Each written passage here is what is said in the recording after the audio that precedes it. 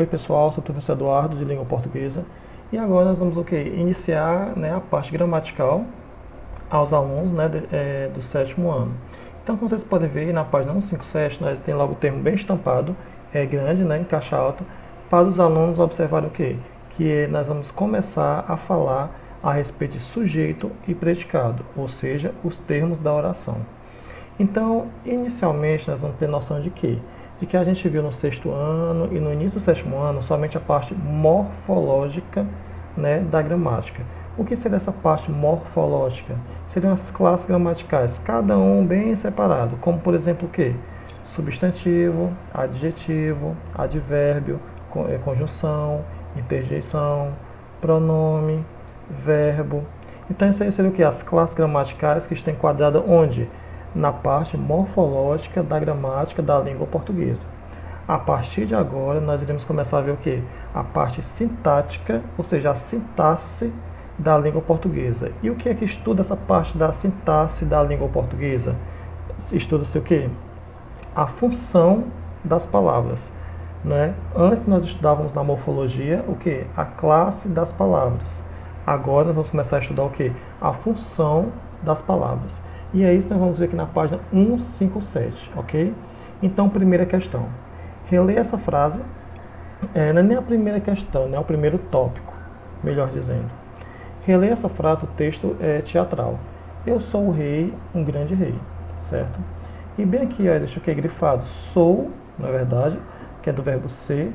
Eu sou, tu és, ele é, nós somos e por aí vai. Nesse caso aqui, ó, sou é o verbo de primeira pessoa do singular, que é quem? Eu, certo? Então vocês podem observar que existe uma seta sendo direcionada ao pronome pessoal eu, não é verdade? Então vem aqui uma pergunta. Responda oralmente. A qual palavra o verbo se refere? Aqui está bem fácil, né? Existe já uma seta dizendo a quem o verbo está se referindo. Então é o pronome eu. Observe que o verbo e a informação dada na frase refere-se ao termo eu. Esse termo é chamado de sujeito da oração, certo? Então, a partir de agora, nós vamos começar com novas nomeações, que é o que? Sujeito e predicado. Para quem não lembra o que é uma oração, é o que? Oração é uma frase que possui verbo, não é isso? Frase que possui verbo, nós nomeamos como oração. Logo aqui abaixo, nesse retângulo, tem o que? O conceito do que é sujeito e o que é predicado. Então vamos lá. Sujeito é o que? É o termo da oração sobre o qual se dá uma informação e também a que o verbo se refere. Né? Então, é a parte, né? É o termo da oração sobre o qual se dá uma informação, né? Ele dá uma informação e também a que o verbo se refere. Então nós vimos no primeiro exemplo agora que o sou está se referindo a quem? Né? O verbo está se referindo ao eu, não é verdade? Ok? Até aí? Ótimo. Predicado é o termo da oração que traz toda a informação sobre o sujeito. Ou seja, inicialmente identificou o sujeito, né? O que sobrou da oração, o que sobrou daquela frase verbal, nós iremos chamar de predicado, pois é normalmente nela que vai estar o quê? Mais informações sobre quem? Sobre o sujeito. Então vamos continuar aqui a leitura. Segundo tópico. Leia outra frase do texto. E você não passa de um bobo boneco nanico, certo? Responda oralmente. Que informação é dada sobre esse sujeito? Essa informação dada sobre o sujeito, incluindo o verbo, chama-se predicado, certo? Note que na frase acima, a forma verbal passa, né? Ou seja, o verbo passa na terceira pessoa do singular. Quem é a terceira pessoa do singular? É isso aqui, ó. A quem ele está apontando. É o você. Está se referindo ao termo você, que é o sujeito dessa frase. O verbo deve se flexionar para concordar em número, ou seja, ele deve estar concordando, né? Ele deve ser conjugado, né? Em número singular e plural, e pessoa, primeira, segunda, terceira pessoa do discurso. Então, para relembrar vocês, número é o que? Singular e plural. Pessoa é a primeira, segunda ou terceira pessoa do singular ou primeira, segunda e terceira pessoa do plural. Quem é a primeira, segunda e terceira pessoa do singular? Eu, tu, ele ou ela. Quem é a primeira, segunda e terceira pessoa do plural? Nós, vós, eles ou elas, certo? Até aí, tranquilo. Então vamos continuar aqui. Na página 158, tem logo assim, ó, o sujeito na oração. É a partir de agora que nós vamos realmente começar a trabalhar com o sujeito. Porque até agora, inicialmente, no início da aula, no início do vídeo, só foi uma pequena introdução do que seria ou do que é esse sujeito. E agora nós vamos ver o que? O sujeito na oração. Oração é o que mesmo? Frase que possui verbo. Então, continuando aqui na página 158. Você viu que o verbo tem que ser flexionado, né, para concordar com o sujeito. É claro, não seria eu somos. Não, eu sou. Então o verbo vai o quê? Concordar, ele vai ser o quê? Flexionado de acordo ao sujeito a que ele se refere. Assim, para se localizar, né, para localizar o sujeito de uma oração, é necessário achar antes o verbo para descobrir a quem ou a que ele se refere. Primeiro, releia uma fala do rei. Ninguém me faz um elogio. Responda oralmente, né? Ou no caso aí vocês vão pensar, analisar. Qual é o sujeito a qual o verbo se refere? Para responder essa pergunta, siga os passos.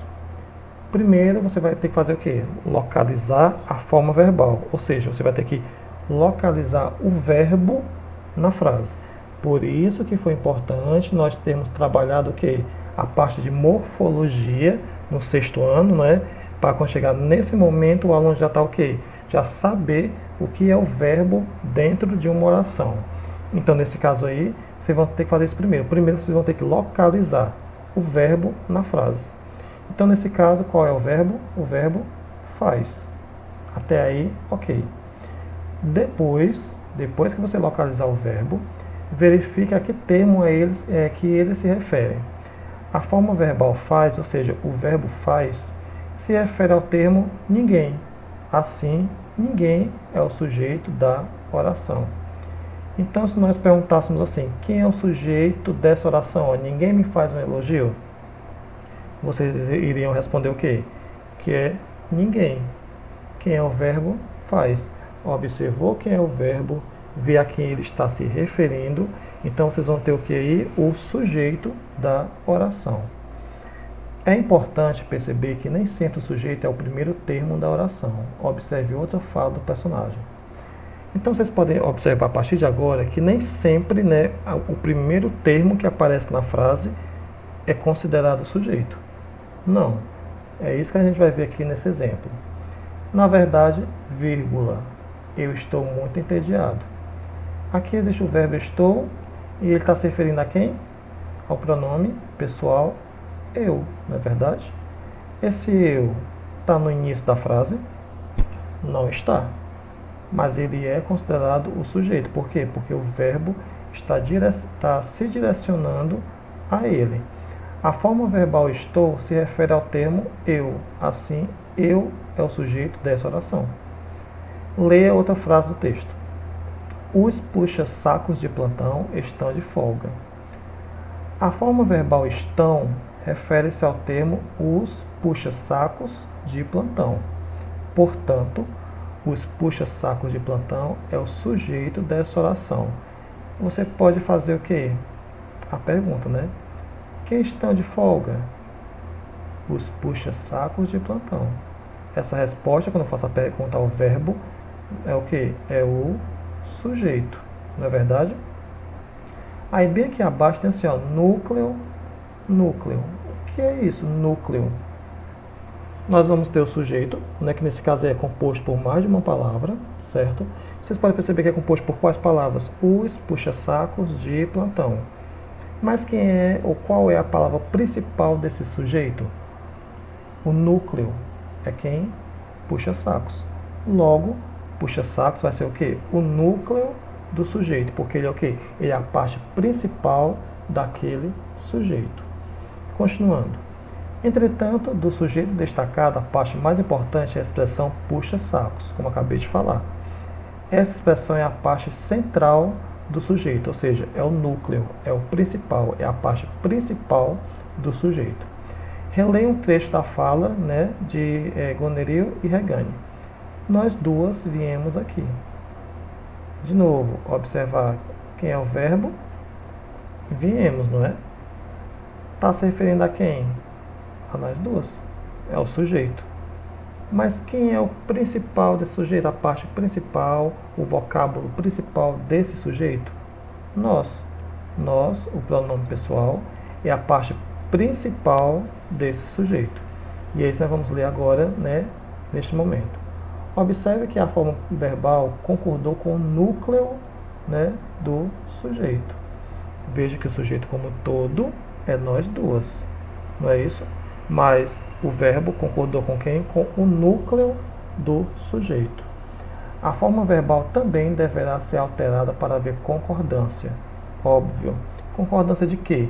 Singular, plural. Se eu falo eu ando, singular.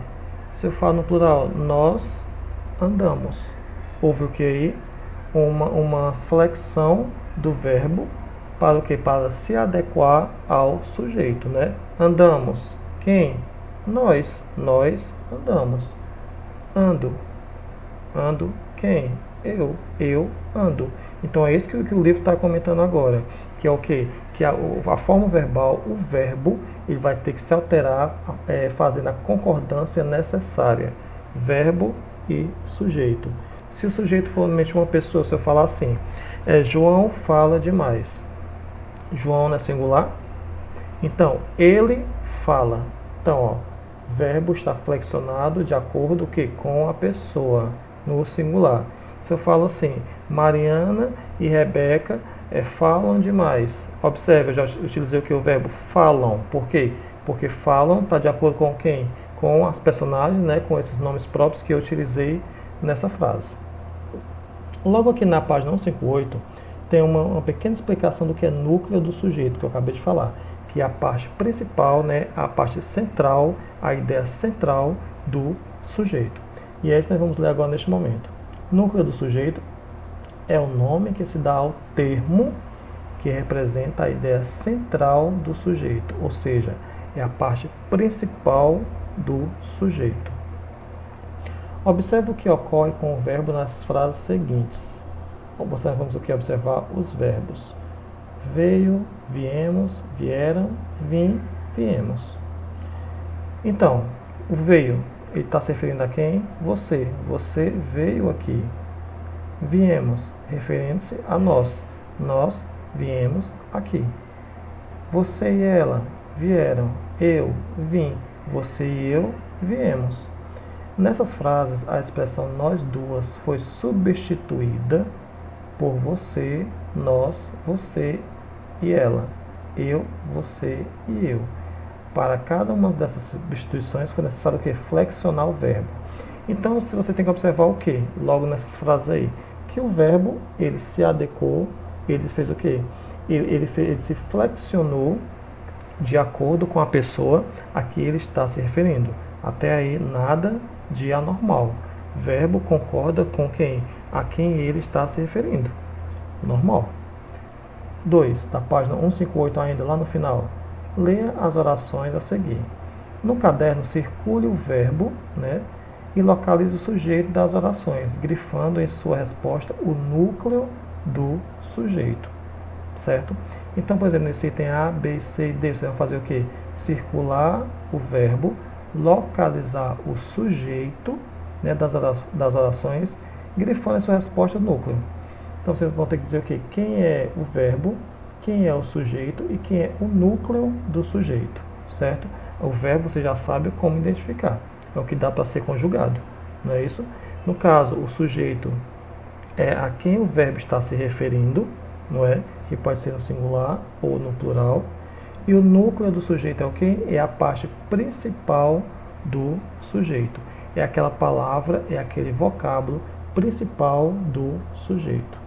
Então, na página 159, nós vamos começar a ver que o sujeito, eles têm o quê, né? Eles têm subclassificações, né? Que no caso, tipos de sujeito. Então, vai haver o quê?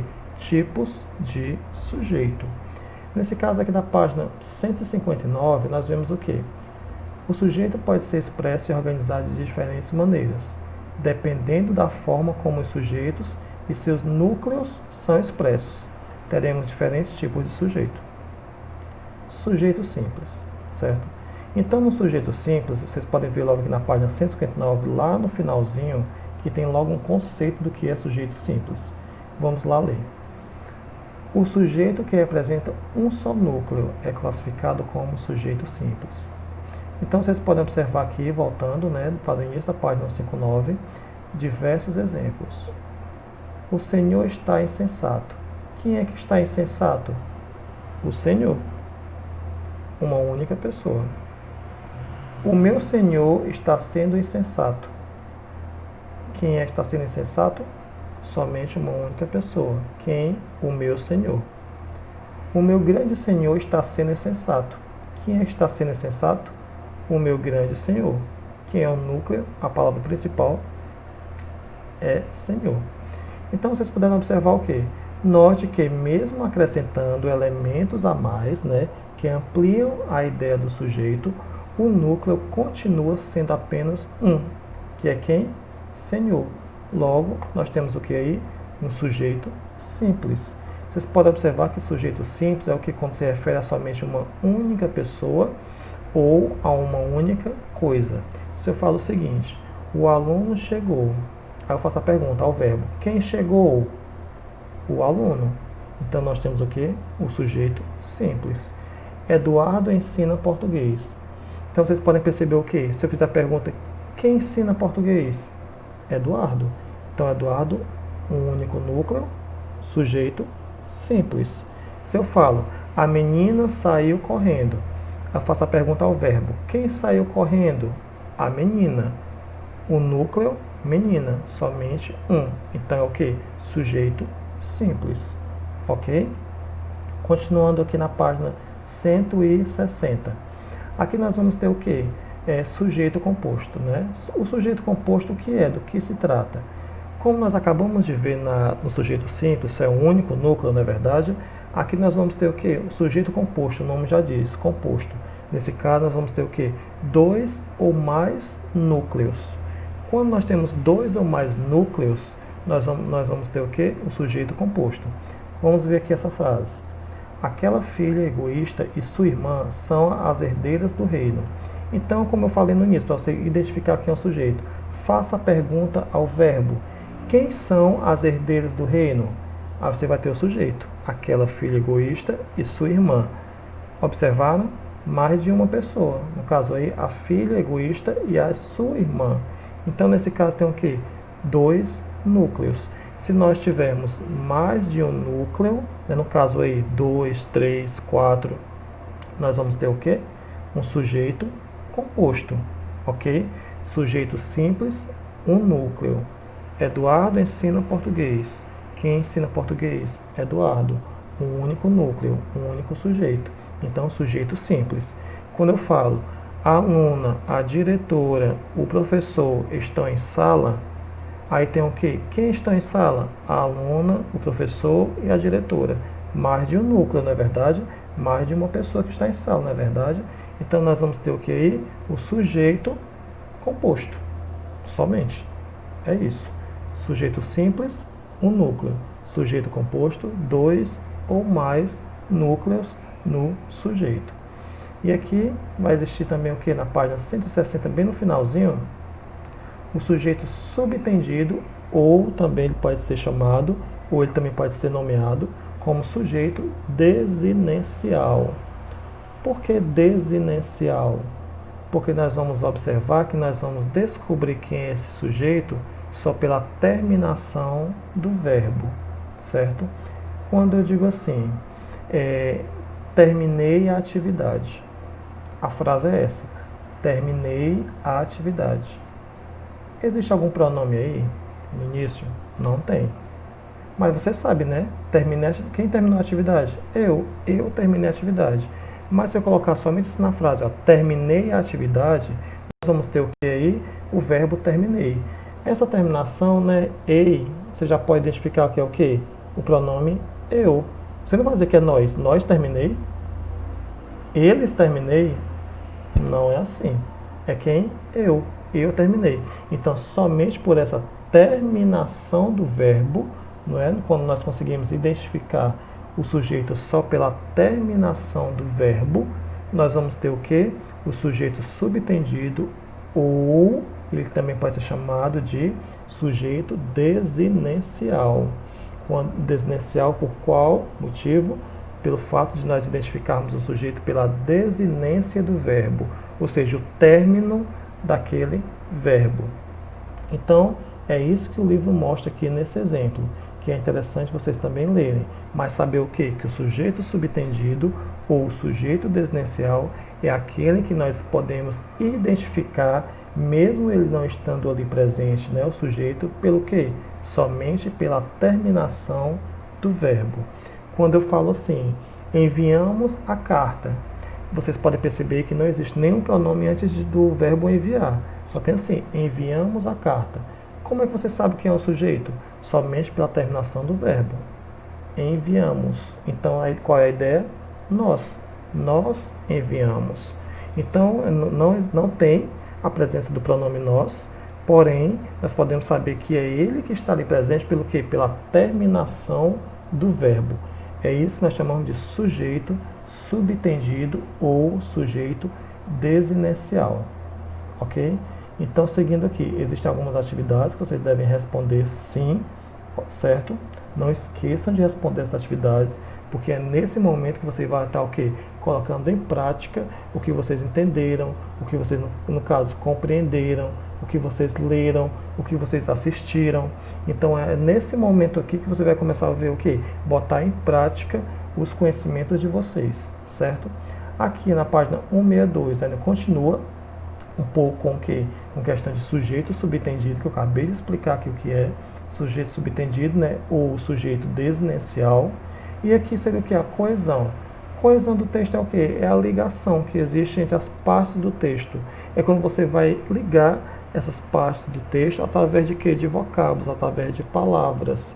Se eu falo assim, por exemplo, nós andamos tanto que cansamos. Observe que o que, nesse caso, aí vai estar fazendo aqui uma ligação entre uma parte da frase e uma outra parte da frase. Mas só que lá no caso eu utilizei o que? Cansamos. Né? Ó, nós andamos tanto que cansamos. Então observe que esse cansamos vai estar ligado ainda aqui ao nós. Só que eu não utilizei o pronome nós no final. Utilizei o que? Somente o verbo. Por quê? Porque em língua portuguesa isso é possível. Nós identificarmos quem é o sujeito somente pela terminação do verbo. Até porque foi dito antes quem é esse sujeito, que é quem? Nós. Até aí, tranquilo. Então, o sujeito indeterminado. O indeterminado, nós vamos observar que só pelo nome ele já diz. A gente, né, não consegue identificar quem é esse sujeito. Por quê? Porque ele está indeterminado, certo? Normalmente ele vai estar o quê? O verbo na terceira pessoa do plural. Professor, não entendi. Exemplo, roubaram a minha bolsa. Roubaram. Observe que o verbo está o quê? Na terceira pessoa do plural. Roubaram. Quem roubou? Não sei. Roubaram. Quando eu falo assim, pessoal, pisaram no meu pé. Eu identifiquei quem é o sujeito? Não, porque o verbo está na terceira pessoa do plural. Pisaram. Quem? Eu não sei. Então, quando você observar verbo na terceira pessoa do plural, vamos ter o que aí? Um sujeito indeterminado normalmente. Como vocês podem ver aqui, ó, logo abaixo, na página 163, tem a explicação desse quadro aqui cinza. Quadro não, retângulo. Sujeito indeterminado é aquele que não está presente. O nome já diz. Indeterminado, que você não consegue determinar. Ele não está presente na oração e ele não pode ser identificado ou determinado pelo contexto ou pela terminação do verbo. Você não consegue identificar quem é esse sujeito, certo? Por quê? Porque ele está indeterminado. E normalmente qual é, a fonte, qual é o aspecto que você pode perceber que ele é indeterminado? Quando ele estiver na terceira pessoa do plural, certo? Você não vai conseguir identificar quem é esse sujeito, ok? Então aqui na página 163 no final existe um quadro, né, como sempre tem, como eu já falei anteriormente, que vocês vão somente encaixar as palavras que estão aqui, ó, essas que eu estou apontando, composto, plural, contexto e verbo, nos quadros, né, nesses quadrinhos aqui que tem logo abaixo cinza, somente. Aqui no caso da página 164 foi o que eu estou comentando desde o início, né, desse vídeo, que é o quê? Que vai ter que haver a concordância do verbo com o sujeito a que ele se refere. Se eu falo ele, eu tenho que dizer ele anda, não ele andei, ele andamos. Não, ele anda. Eu falo, eu falou, eu falamos. Não, eu falo. É a adequação, é a concordância do verbo com o sujeito, ou seja, com o núcleo do sujeito, ou seja, a parte principal do sujeito. É isso que nós vamos ter aqui na página 164, né, que é a concordância verbal e sujeito. Então, essas atividades, respondam sim, certo? Não esqueçam de responder. Sempre atentos, né, ao verbo, principalmente. Porque agora, quando vocês começarem a trabalhar, né, vocês já estão trabalhando com o sujeito, vocês precisam sim ficarem aqui atentos ao verbo que está sendo utilizado naquela oração. Vocês vão ter que saber o que é uma oração, que é uma frase com o verbo, que também pode ser chamada de frase verbal. Vocês precisam saber o que é sujeito simples, que é o que? Quando o sujeito só tem um único núcleo. Vão ter que saber o que é sujeito composto, quando existe dois ou mais núcleos no sujeito. O que é o sujeito subtendido ou desinencial? É quando nós podemos identificar o sujeito somente pela terminação do verbo, ou seja, pela desinência do verbo. O que é o sujeito indeterminado, né? Que o próprio nome já diz, indeterminado. É quando você não consegue determinar, quando nós não conseguimos saber quem é o sujeito que está ali presente.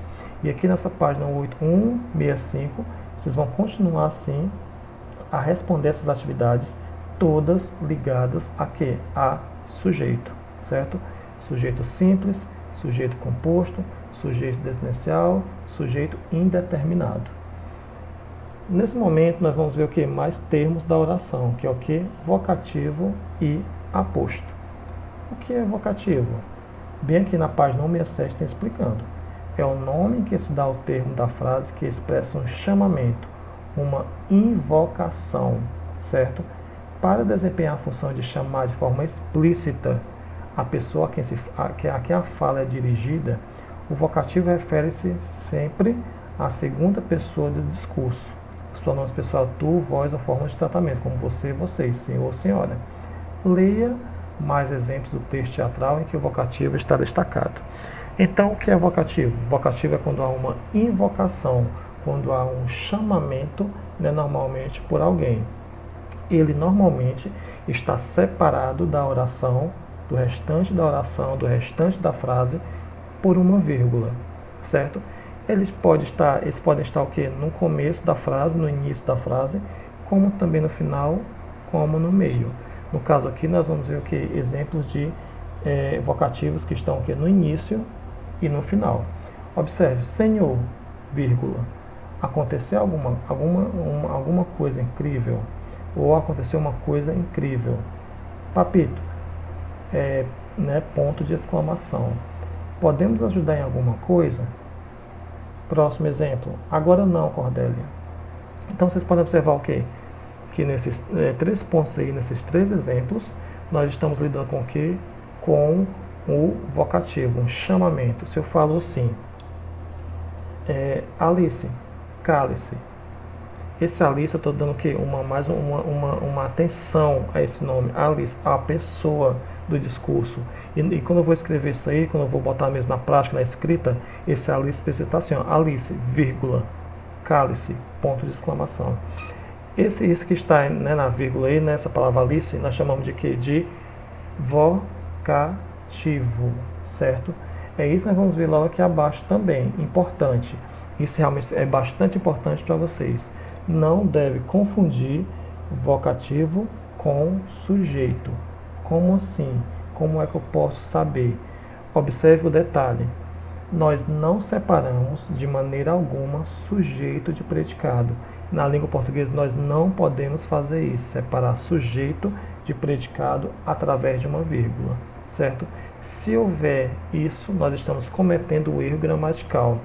Então vocês podem observar que nesse exemplo aqui, ó, Cordélia, ele é o que? Classificado como vocativo em uma oração e sujeito em uma outra oração. Por qual motivo? Aqui está. Observe a vírgula. Tem uma vírgula bem aqui, ó. Certo? O vocativo ele é um termo independente. Ele não vai precisar do restante da frase, certo? Para ter o que? Uma lógica. Ele é o que? Ele é uma invocação. Ele é um chamamento. Né? Então, Cordélia, diga o que sente por mim. Então, você pode observar o que? Que esse Cordélia aqui no início, ele é classificado como vocativo. Por quê? Porque nós estamos fazendo aqui uma invocação. Nesse caso aqui, seguinte, já é chamado de sujeito. Cordélia falou o que sente por seu pai. Podemos observar o que? Que existe aqui a palavra Cordélia, que é a mesma dessa frase anterior, só que ela não está com uma vírgula aqui em seguida. Né?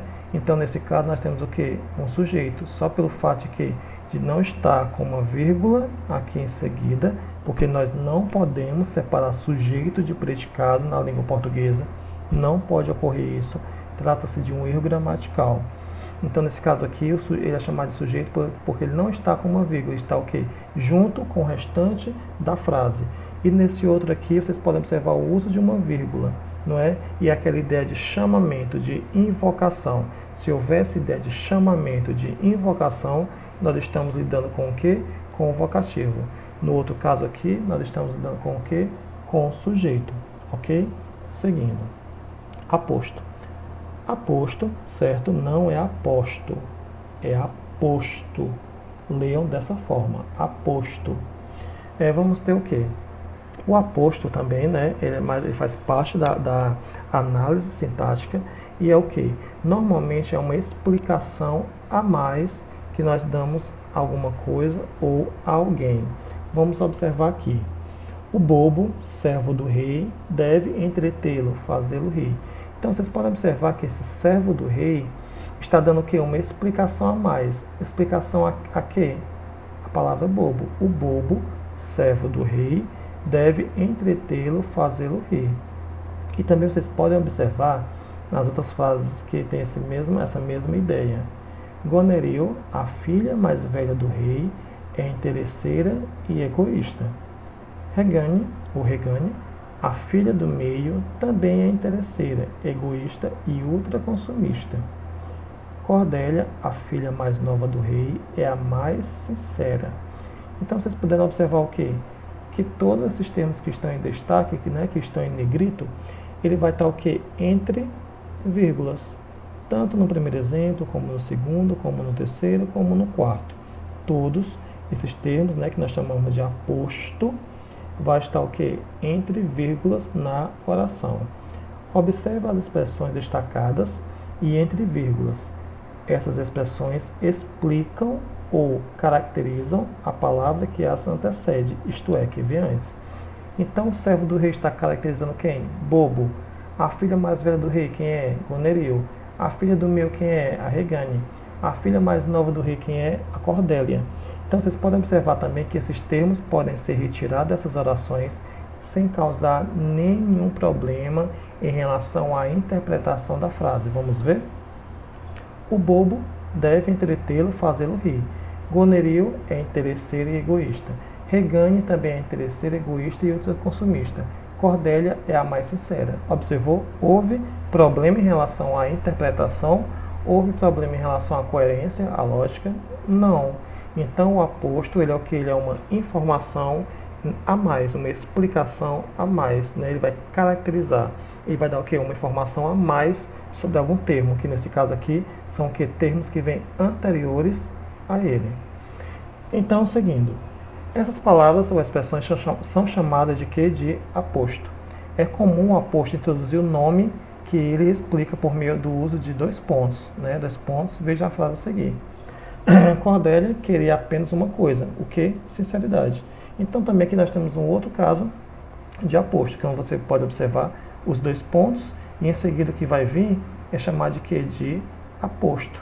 A Cordélia queria apenas uma coisa, o que? Dois pontos, sinceridade. Então sinceridade é o termo que nós podemos chamar de aposto. Normalmente também ele pode aparecer assim, depois de dois pontos. Cordélia queria apenas uma coisa, o que? Ser sincera. Então é uma oração com valor que de aposto, não é isso? Porque está aqui, ó, depois de dois pontos, certo? Então, seguindo. Nesse caso, o aposto foi expresso por uma oração, isto é, por uma frase com verbo. Ler outras orações com aposto. Para melhorar a convivência entre as pessoas, são necessárias o quê? Certas condições. Tolerância, compreensão, ausência de preconceito, respeito, solidariedade. Então, solidariedade.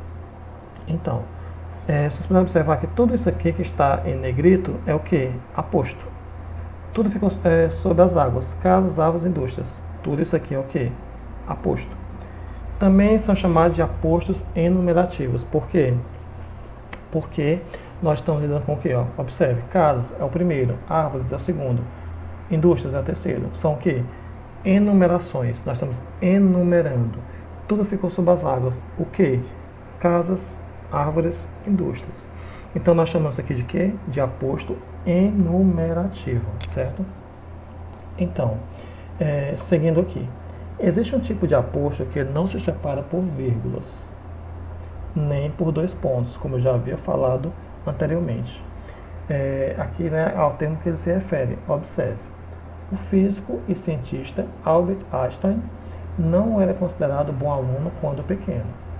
Observe que substantivos físicos e cientistas e o aposto aqui, Albert Einstein.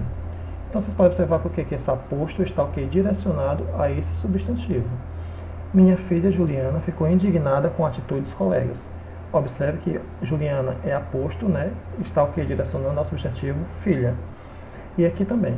Então, nas frases acima, o aposto liga-se ao elemento a que se refere o substantivo especificando. Você pode observar que ele não está entre vírgulas e nem está depois de dois pontos, mas ele está fazendo o que? Especificando o substantivo ou os substantivos. Trata-se então de um aposto especificativo. Por que especificativo? Porque ele está especificando. Se você estiver enumerando, observe depois de dois pontos aqui, tolerância, compreensão, ausência de preconceito. Tudo isso aí são o que? Enumerações. Mas também está fazendo o que? Dando uma informação a mais. Então é chamado de aposto enumerativo. Logo aqui na página 68, bem no final, desculpa, tem o que? Aposto é um termo que se associa ao nome explicando, explicitando ou especificando seu sentido. Geralmente vem separado do nome por sinal de pontuação, vírgula, travessão ou dois pontos. Quando especifica o termo a quem se refere, não é separado dele por sinal de pontuação. Quando ele estiver com a ideia de especificar, ele não vai estar o que? Separado do restante por sinal de pontuação. Na página 169, nós vamos continuar, né? Que como vocês já sabem, somente utilizar as palavras nos quadrinhos. E em seguida tem o que?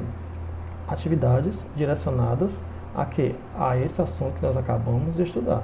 Vocativo e aposto, certo? Bem aqui em seguida, na página 171, vai ter o que? Pontuações e efeitos de sentido. Então, vocês já devem saber que a pontuação, como no caso, ponto de exclamação, ideia de um susto, de algum, algo tipo assim, nossa, né? De um espanto, não é verdade? Se for ponto de interrogação, uma dúvida que vocês têm, professor, vírgula, precisa estudar esse conteúdo? Ponto de interrogação. Então isso aqui seria o quê?